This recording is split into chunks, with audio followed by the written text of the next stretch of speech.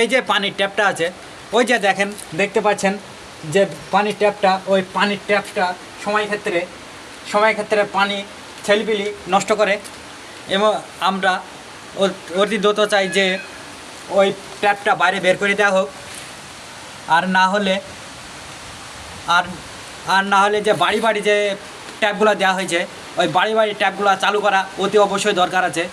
একদিন দিয়ে 10 দিন দিয়েছেন না, তা করতে গেলে হবে? তা করতে গেলে হবে না। আবার চাই যে আমরা চাই যেসব ট্যাপের পাইপগুলো খারাপ হয়ে গেছে ওগুলাকে অতি দ্রুত সারানোর ব্যবস্থা করুন। আর যদি না হয় তাহলে বিরাট অসুবিধা হয়ে যাবে। পাবলিক কিন্তু খেপে গেলে কিন্তু কোনো ভরসা করবে না। পাবলিকের মার কেড়ো তাড়া পার।